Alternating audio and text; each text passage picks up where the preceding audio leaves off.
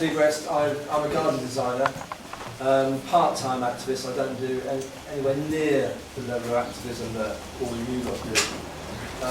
But I'm just going to talk about sort of my journey. I hate saying journey, but this is what it is. Since I was a kid, when I was taught to go and be nice to animals outside, but then go and eat them for dinner. I spent my teenage years in Somerset, near Exmoor, within Exmoor, and while I was there, there was hunting, shooting, fishing going on all over the place. None of that bothered me in the slightest. We didn't like fox hunting as a family, but obviously we weren't vegan, so we didn't really understand the bigger issues. Now, to cut a really long story short, I became a garden designer back in 1990. I was taught by this guy, John Brooks. And one of the books that we were told about was Gardens Are for People by Thomas Church. And it's all about modern living and the room outside and extending the inside out to the garden in a very contemporary way. And I met up with a guy called Johnny Woodford, who made sculpture out of disease elm down in Brighton. One or two of you might have heard about him. I made my first ever show garden at Hampton Court Flower Show in 1994, based around the idea of the green man, the mythical green man, as a sort of symbol for the pagan symbol for birth and regeneration. And that was a really good thing, because at the time, right from my very early days, I was an organic gardener. I'm just going to flick through, so shame you can't see these bigger, but these are just a few examples of some of the work I've done over the years. I hope you can see this, because this is like a bit of comic relief. This is a guy in France who had he bought a sculpture of a leopard, and which was slightly annoying to my sculptor friend, because sculptors get very territorial and didn't really want anything to do with the leopard. So the client said, "Where can we put the leopard?" And I said, "Well, how about having it at the front of the house, at the roundabout, and we'll grow grasses around this leopard, and we'll make sure the grass only grows to 5 foot, and then the leopard will be sitting over the top."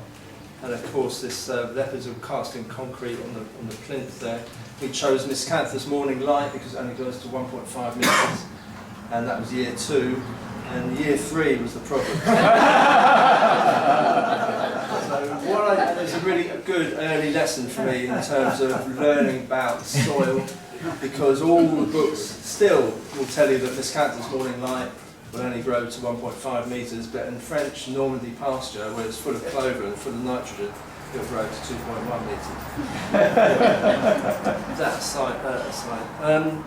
I worked with another set of sculptors down in south of France, and this is actually not far from here. This is down in Embrook Park. I don't know if anyone knows it. Our garden at Chelsea was transferred to Embrook Park. I'm not sure if it's still there, because I've heard that Embrook Park was closing or something was happening. And this was another one for Bupa. And I'm starting to learn more about how gardens can help us in terms of well-being and just being in green space is really healing for a lot of people. And this particular garden at Chelsea in 2011 was healing for me. I just lost my mum and I was going through a bit of a time, but I sort of dedicated this garden to her. This was a garden in 2012 for Brew and Dolphin. So I've always enjoyed using sort of sculpture and large dramatic forms and that sort of thing. Now, this garden for Horatio's garden in Salisbury was quite important, because when I was asked to do it, my cousin's husband had been a patient there for a year. He'd broken his back, spent a whole year recovering. And while you don't always get mended physically, they get you to a point where you can deal with your life-changing injuries. So it's quite a special place. We made it very, very intensive in terms of attracting pollinators, so it's a high maintenance garden, but I was really keen to embrace that idea of wildlife coming into the garden. Already we had birds, but we thought if we can attract more insects, we'll get even more birds coming in. It does mean that it's high maintenance, but it attracts not only the wildlife, but also you get this lovely, diverse all these diverse scenery when it comes to the seasons. All the different seasons are reflected in the planting. And it's a great space for, patiently that the paths have to be wide enough for beds to go into the garden. And then running alongside this, I'm sorry you probably can't see over there, can you? But running alongside this in the background, complete opposite end of the scale to all the show garden nonsense, is our allotment, which we've had since the year 2000. So we're in our 25th year, and it's one of those things which is completely dominates our life. I mean, we trying to run a garden design business and the allotment at the same time is a full-time job. We have been quite productive over the years. My wife's, she's invested in it as much as I am, but we're both getting to a stage where it's becoming more physically demanding as we get older, so it's been quite a challenge the last couple of years. It's a great space for meeting people and cooking and that sort of thing, but we also have to share it with all the wildlife that wants to eat your produce as well. And even before I was vegan, we had a no-kill policy. I come from a family which is largely vegetarian, and 3 vegans in the family, and then so it was natural for us not to kill anything, to just keep the wildlife happy as much as we can and try and protect our crops in any way as possible, which meant growing in modules and growing in larger pots before we actually put it out into the ground, so that it gives the plants a bit of a head start.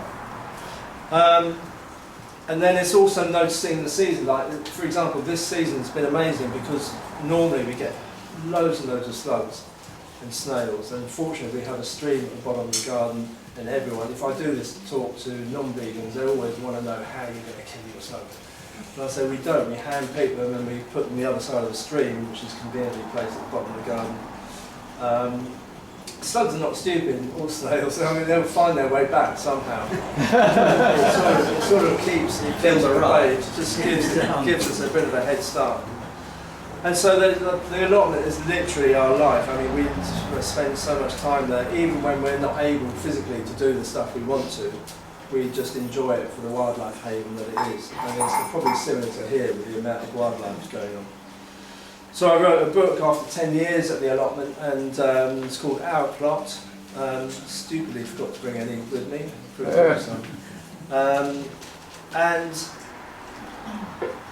These are the children. These are Christine. My wife is older than me. She's got grandchildren, 4 grandchildren. And these two, Christine's daughter is vegan since she was 13.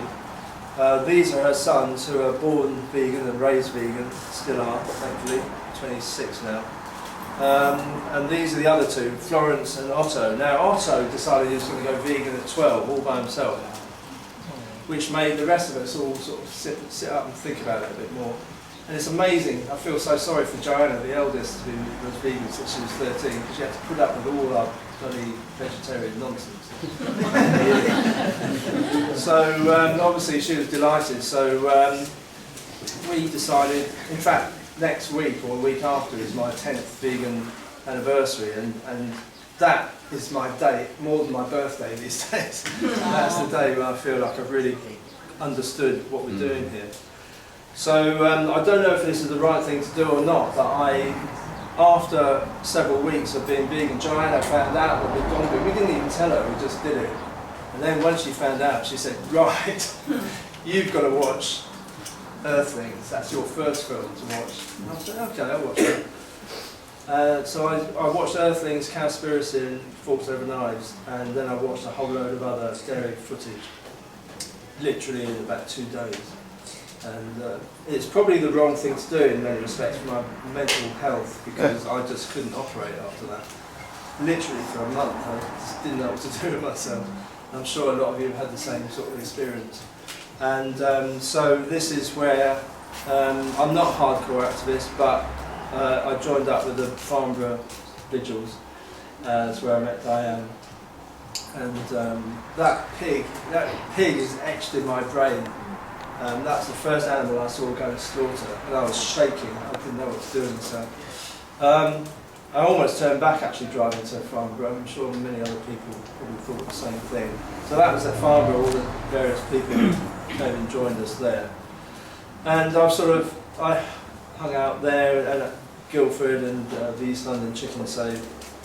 And bear in mind that all this time I've got like a sort of a following because of the work I do at the Chelsea Flower Show. The celebrity side of it doesn't interest me, but you can't help but get some attention at Chelsea. So all my sort of following, they didn't know what the hell was going on when I started posting. I just went for it big time, posting slaughterhouse footage, every single thing I could get my hands on. And most of my friends thought I was going mad. I'd gone mad. Only a few stuck by me. And in fact, only the few hardcore friends that you can really trust are the ones that stuck by me. The rest of it sort of drifted away, but that's fine. So that's the Guildford bunch, and of course this is the family, and we just go to as many. We go to the march once a year, although we didn't go to the last one. And then when then I started holding back on the animal slaughter footage, and I thought, let's look at it from an environmental point of view. How am I going to? If I'm not very good as an actual outreacher, what am I going to do to help animals? And I thought, well, the garden industry is just ripe for galvanising people into the plant-based movement, or the vegan movement. So I started talking more about the environment and looking at it from that angle. And plant-based lifestyle is like the easiest way to reduce your footprint on the planet. So I tried to push that message, and with the RHS, Royal Horticultural Society, I had lots of conversations with them, and with Kew, Royal Botanic Gardens Kew. It's literally all about plants. And I was reading this book, A New Garden Ethic by Benjamin Vogt. I don't know if he's vegan. I don't know if he is or not, but I love this quote. I'll read it out. We have to displace our sense of entitlement in all that we do, and have to start getting comfortable gardening with a viewpoint that is not entirely human. We should strive to make landscapes that are not only attractive to and useful to us, but that are equally, if not more attractive and useful to other species. And so that's where I'm coming from now. And you couldn't get a better strapline for the RHS and Kew when it's all about plants. And I've mentioned this to them loads of times. And it's an ongoing conversation, and it sort of ebbs and flows in terms of how much time I've got and how much they want to listen to me. I'm sure they've sort of muted me so often. But so I thought I'd write a book. The Garden of Vegan seems the most obvious title to use, and it's about the animals, health, and the environment.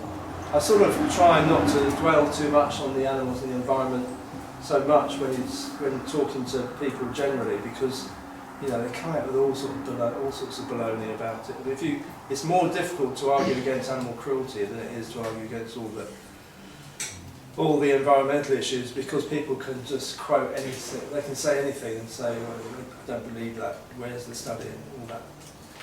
Christy, my wife, who's not here unfortunately today, but she did the illustrations for the book. And all the illustrations are from animals that we've seen literally 5 minutes before they're about to be slaughtered.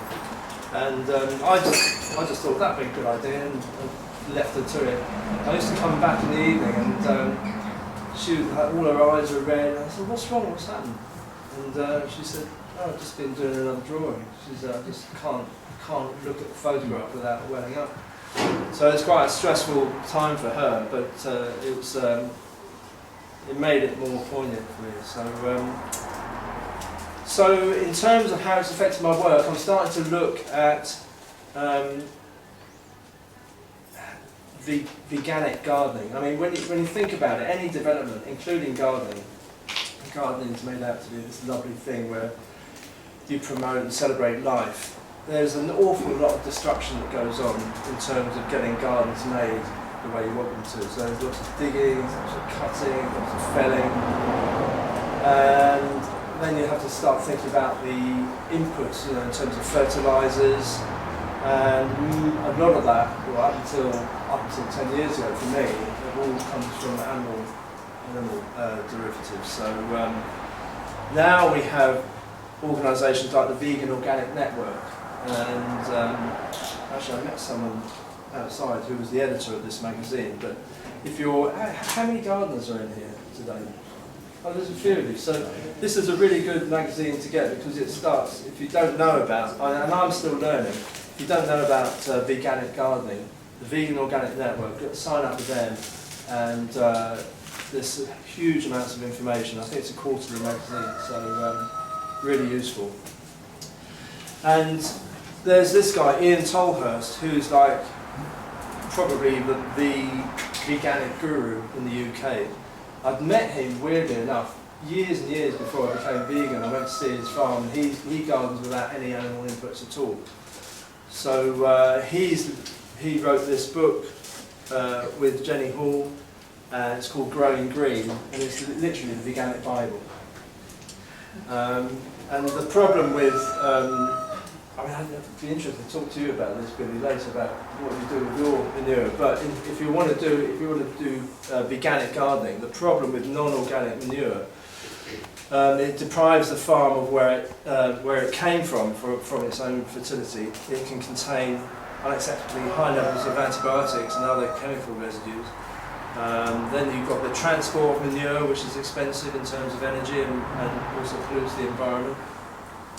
Often there are byproducts of livestock systems that depend on imported feedstuffs, some of which may travel halfway around the world and cause much damage to rainforest biodiversity loss, species extinction, because of the land needed for pasture and to grow the crops. So that was all new to me back then.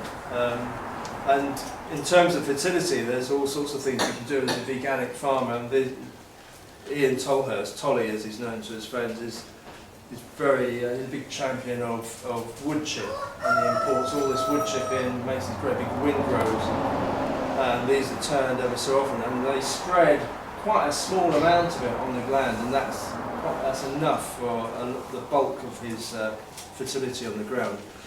And you have to really trust your supplier of wood chip.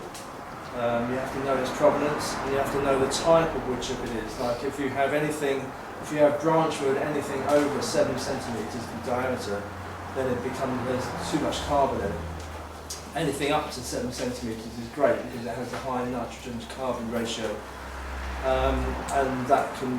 and if you can be self-sufficient, even better. So if you have hedges that you can trim and chip those, that's much more beneficial than if you have large wood. And then there's a wood chip handbook, believe it or not, which you can order. I've ordered it, I've got the copy, I haven't even read it yet.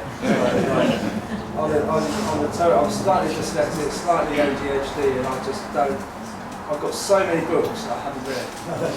It's terrible. So if anyone wants to borrow it. They borrow the wood chip.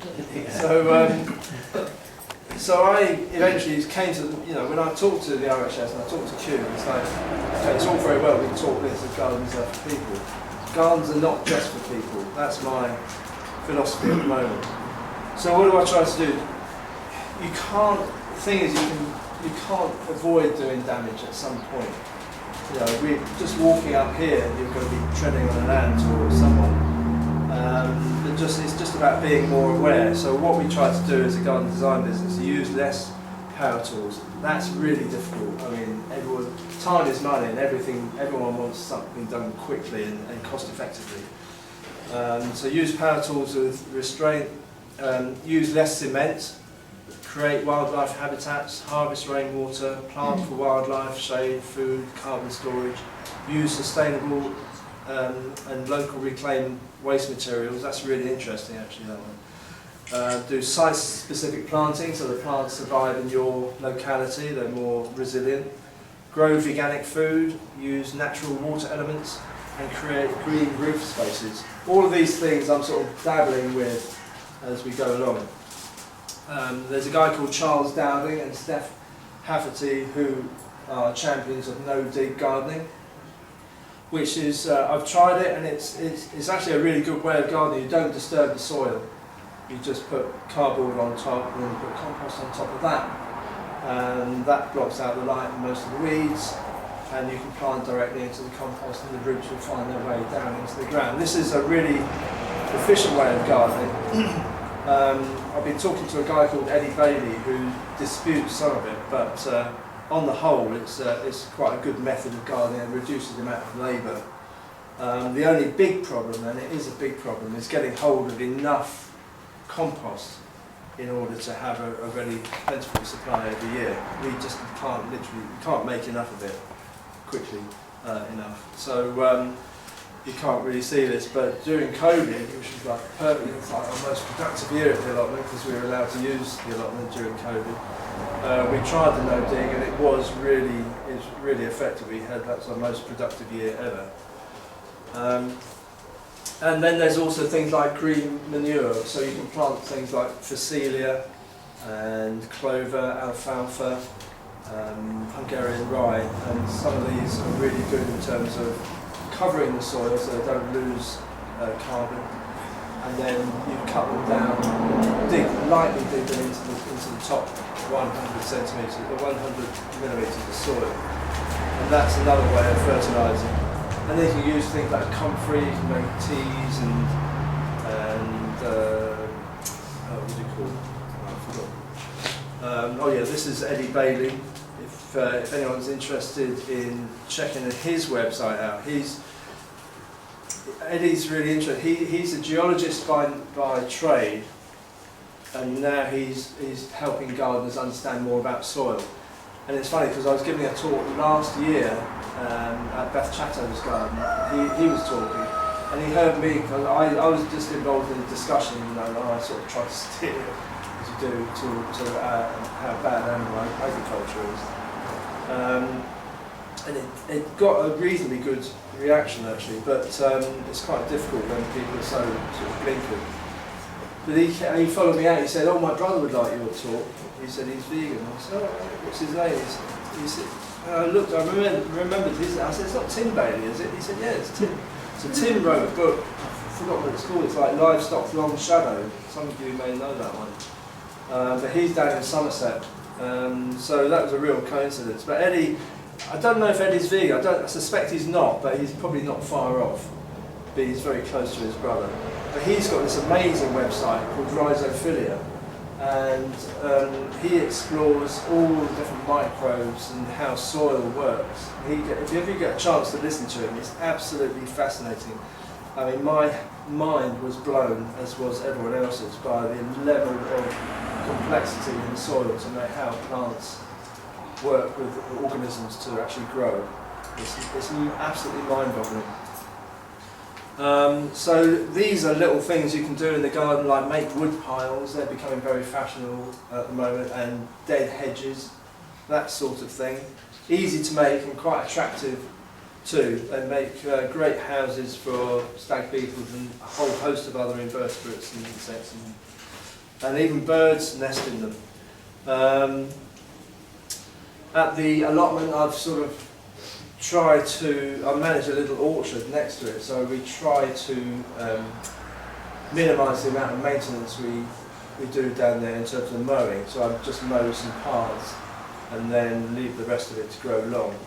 And with the longer grass, we use a scythe now, because I had an awful experience. Oh God, this is even before I became vegan. I had a strimmer and I killed 2 slow worms. And that I just got rid of the strimmer the next day. That's before being vegan. It was just so horrific.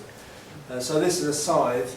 I mean, you could argue that you can't hear a scythe coming, but I think it's a much gentler way. Normally, you just stomp about the place beforehand, so a lot of the creatures don't get mushed up in the mower. This is a snake pit which I made down at the allotment, which is quite simple to do. You just dig a hole, fill it full of rubber and pipes. And we've got grass snakes down there at the moment, which is great. And this is a really simple thing you can do. Drill holes in timber, especially if it's something a hardwood like oak. You'll be amazed at the amount of solitary bees that will use this as nesting sites. So we've drilled it in our shed and our fencing at home and down at the allotment. And literally you can drill a hole and the bees will be there in seconds. It's bizarre how they know what's going on. Green roof is another really simple, easy thing to do, as long as you make the roof of your structure sound, so it's not going to collapse under the weight. But that's something really worth looking at. And we've got green roofs. We've got one green roof at home. We've got 4 sheds at the allotment, so four green roofs there, and they're fantastic habitat for insects and birds. And we've got one rogue kiwi fruit that's found its way up there and won't come down, and it's crazy. So these are some of them at the allotment. Probably can't see those, but they're attractive features in themselves. And then simple other things like just noticing, just being more aware of wildlife. Just is it's almost like a full-time occupation. You go out on the street and you see a bee, a bumblebee, just still on the ground, and generally they're in such a bad way you can pick them up without getting stung, and warm them up with your breath or put them somewhere nice and warm, give them a bit of sugar solution and they'll fly away. I never know who to charge that time to, but it gives you a real good sense of well-being afterwards. Another thing which we've done every year is to check our drains, because in our road, I don't know how this works nationwide, but in our road we have these drains which every so often the council will come round and put a great big tube down there and suck all the dead leaves out. And I just happened to look down there one day, and there were literally about 15 frogs and toads in there. Mm. So I make it my duty every year just to monitor all the drains in our road. And this year, sadly, there were none. There were no frogs and toads. I don't know if that's because it's so dry or what, but it's getting quite disturbing. The amount of things we've noticed that have dropped off, like insects, is really awful. How much the insect population has just dramatically decreased over the last 5 or 10 years. I mean, we used to get. I mean, I'm old enough to remember dead insects on the windscreen of your car, but literally 10 years ago, if we'd opened our kitchen window in the evening, you'd get flooded with moths and all sorts of insects. We can leave wide open windows, lights on, nothing, absolutely nothing, which is very disturbing. Bird baths, they're a massive magnet for birds, obviously. They're just, again, birds, once they see that little puddle, that reflection, they're there. And we made some for the Chelsea Flower Show. I'm not kidding, the minute we put them in full of water, the birds were using it up until the end of the show for 3 weeks. It was magical.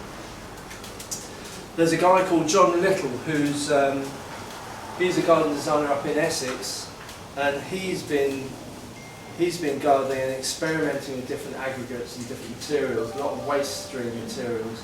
He's a really interesting guy to look out for. His heart's in the right place, and he's creating these lovely landscapes with invertebrates in mind. So check him out. His company's called the Grass Roof Company, and he works quite often with a guy called Benny Hawksby. Benny Hawksby is up and coming. Well, he's been around for a bit, but he's becoming more known as an entomologist. So what he doesn't know about bees is incredible. So he works as a gardener there with John Little once a week. But it's worth checking them out on Instagram. They do some really interesting stuff. This one is actually, I went when they just built a wall out of waste products. So literally got builder's waste, dumped it down there. They hired a craftsman, a natural stone waller, to come and build the wall. Just give him the materials he had to hand. He came up with this beautiful thing. And also you can make crevices in there for insects and even birds. I was at a job recently where this was completely unintentional, but we'd made a dry stone wall, and I was just watching this wren going about its business, and he managed to find the tiniest crack in this dry stone wall, and it had a nest in there. And it was like incredible. So it's made me think more laterally now about what we can do with our natural structures, and how we make them more wildlife friendly. So, you know, with this more relaxed approach, the last couple of years, for a couple of reasons which I won't go into, we haven't had much time to spend at the allotment even. We were still going down there, but actually couldn't do so much. But we finally got a letter from the council telling us to buck our ideas up. So that's an email from the council saying, you know, come on, get with it. That's an email from me saying, what took you so long? But then at the end of it, I sent pictures, evidence of all the wildlife we'd seen over the years, over the last 2 years when we were, you know, supposedly not putting our weight. And they, to their credit, they acknowledged that and said, okay, yeah, we do take that on board, that's interesting. So that's a conversation I'm glad I've had, because it will hopefully feed back to others. And this, I saw this recently, this is an article from the RHS talking, discover the ecosystems on your doorstep. So things are moving, as frustrated as I get with the RHS and Kew, things are moving in the right direction. I mean, Kew even had they even had an exhibition 2 years ago for the whole of the summer based around the plant-based future. And they turned one of their restaurants into a plant-based restaurant for the summer, for the whole summer. And I thought, well, great, this is it, this is fantastic. The next summer, all gone, all back to meat and shit. You know. So, I don't know what you have to do. They, you know, you talk about some of the most intelligent people in the horticultural trade working at Kew and RHS. Why can't they see this? Infuriating. So, what have I got here? So if we're going to give up farming of animals, we need to produce food. Obviously, there's going to be a transition at some stage. So, but this is the really interesting thing in terms of my perspective as an allotment. So it says only 23% of fruit and veg consumed in the UK is grown in our country's farms. 1 hectare of intensive farming can produce 8 tonnes of wheat or 3.5 tonnes of oilseed rape. A competent grower can produce more than 30 tonnes of fruit and vegetables if you have an allotment. Now, allotments are real diverse spaces, they're quite haphazard and all over the place. But if you can grow 30 tonnes, it just shows you what, you know, in a sort of haphazard way, it just shows you what can be done. So, you know, we've got to get rid of the subsidies, or divert subsidies to food growers rather than animal abusers. And that's the way it's going. It's going to have to go that way at some point, and the sooner we do it, the better. And you've also got, you know, the RHS, I read this out at the lecture I spoke about at Beth Chatto's, about David Attenborough sort of saying how bad the meat industry is for the planet. And that got a good round of applause, because everyone loves David Attenborough. They believe him, they won't believe me, but they believe him. So it's great that he's on board, regardless of what else. I don't think he's vegan, he's probably not. No. Yeah. But at least he's generated some interest. I'm just going to sort of finish. This is. I was quite proud of this garden. It's funny because being proud is a funny word. I don't often use it, but I liked the idea that I'd use a subversive vegan message in this garden. Last at the Chelsea Flower Show in 2023, it was a garden for Centrepoint for a homeless charity. So we're looking at youth homelessness, and 120,000 young homeless people in the UK currently, and going up, and it's probably going to get worse. So we made a garden for them at Chelsea. The idea is very obvious and basic idea. It was a demolished home, so a demolished house based on my stepdaughter Joanna's house. We actually made the footprints of it, so it looked like a demolished house, but you could sort of recognise a couple of the basement rooms. And then the idea was that all the weeds and nature are a metaphor for Centrepoint, who are helping stitch lives back together. So it's a fun garden to make, so you've got a footprint there. And the biggest issue for me from the whole garden was, where else are we going to get the plants? Oh, and we also had a big silver birch tree that had crashed, fallen through the garden. And it had spawned through its seed lots of other silver birches growing. So it's really like a silver birch nursery in a way. And so my biggest challenge was, where am I going to get the silver birch from? So I got flooded with people saying, oh, here's a tree, it's a lovely tree. It's been here for years, it's got all this moss and liverworts and ferns and everything growing on it. And I was looking at it and thinking, yeah, no, that's fantastic. But then that would have meant digging up an actual fantastically vibrant life system, ecosystem. So I thought, oh no, I've really backed myself into a corner here, I don't know what to do. And I was getting a bit desperate, and I was going to the nursery that was building some of the walls. We pre-built some of the walls for the garden. And while I was down there, I could see all this excavation. I said, what's going on there? He said, oh,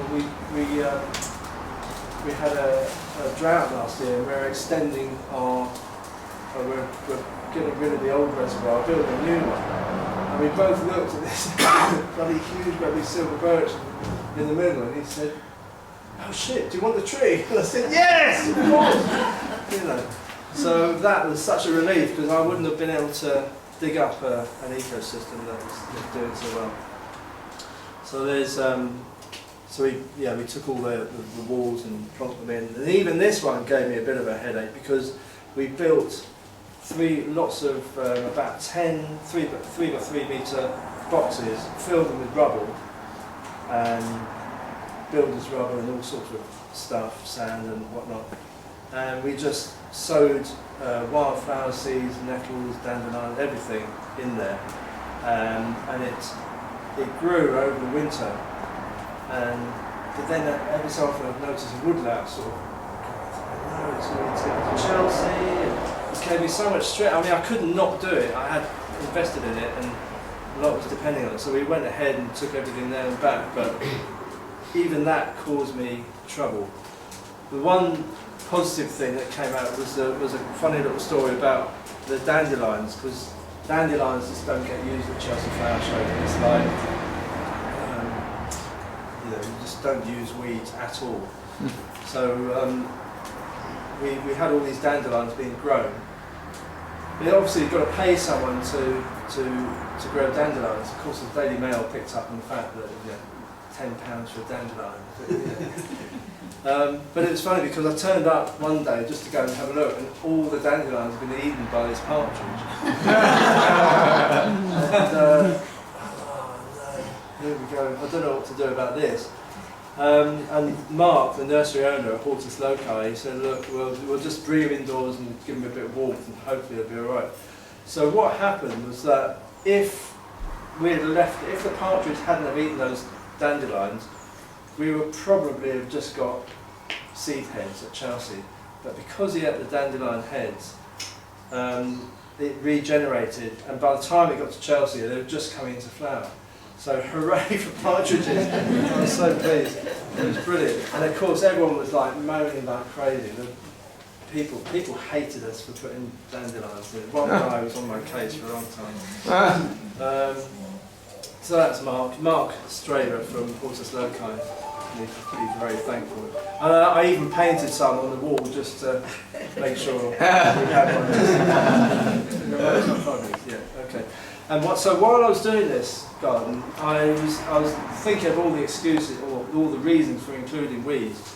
And I can't remember what it's called now. What was it? I haven't got my glasses on. A database of insects and their food plants. So this is a database that lists all the insects and it tells you what they feed on, which is a really fantastic database.